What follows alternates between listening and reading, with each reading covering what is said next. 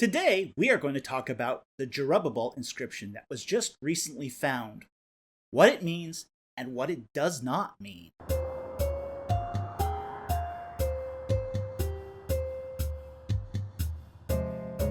The name Jerubbaal means, let Baal contend with him. And it comes as a nickname from Judges chapter 7.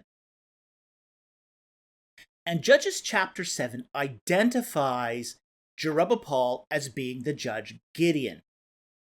Now, how did he get the name Jerubbaal? It's a Baal name. It doesn't seem that somebody who would serve the Lord, Yahweh, would be given a Baal name. But it's kind of a nickname.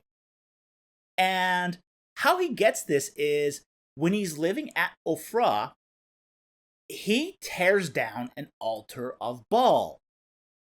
And the people of the city are angry at him. They're furious. So they go to Gideon's father and they say, "You're Gideon's father. Deal with your son." And Gideon's father says, "Jerubbaal, let Baal contend with him. Let Baal deal with him." And it's a nickname that stuck. So this is why Gideon is also called Jerubbaal. Now, the ostrich in question was discovered in an archaeological dig, so it was found in situ, at the site of Kirbet Rai, which is located 3 kilometers from the city of Lachish.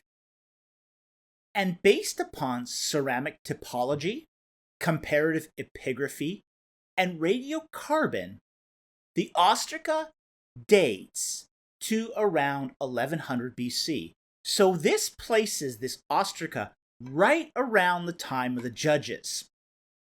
Now, this is an important discovery, but not because it identifies Gideon.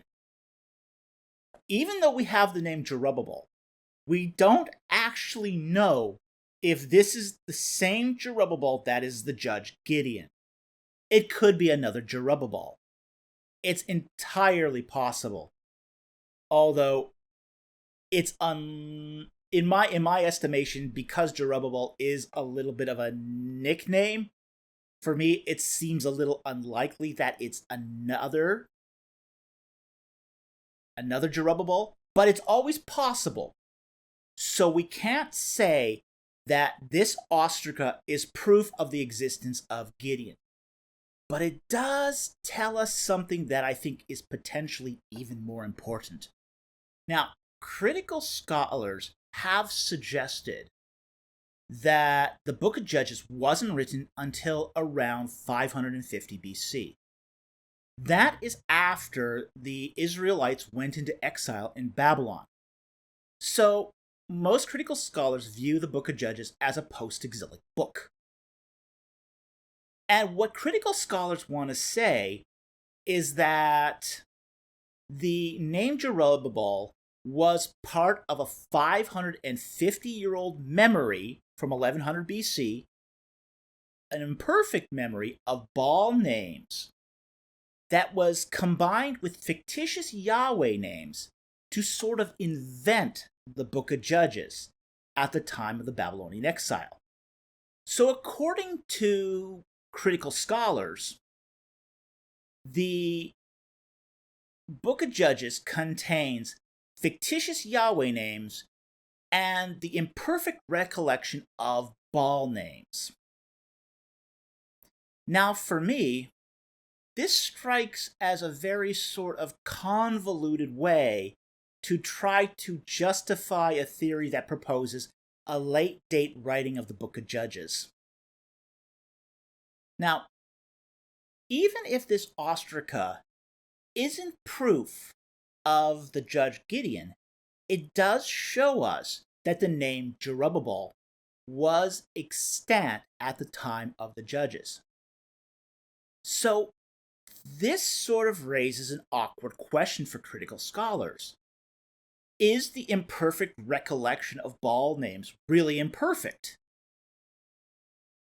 Because if we have a one-to-one correspondence between the name Jerubbaal at the time of the judges and the name Jerubbaal appearing in an ostracon, which is datable to the time of the judges, exactly how imperfect is that memory?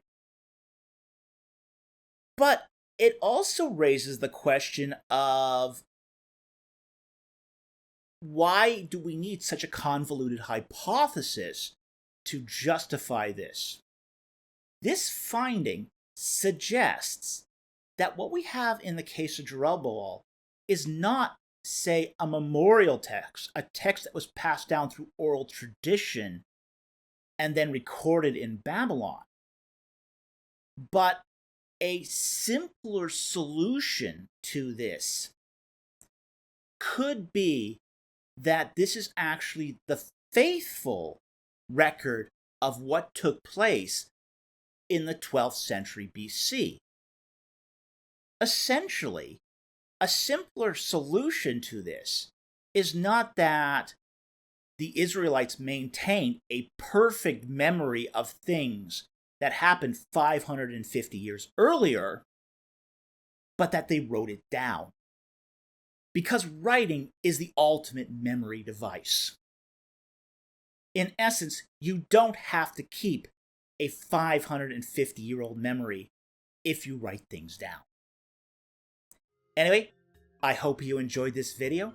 Thank you very much for watching, and I hope you learned something. And if you like these videos, please hit that subscribe button. It really helps us. And I'll see you next time on Ancient Egypt and the Bible.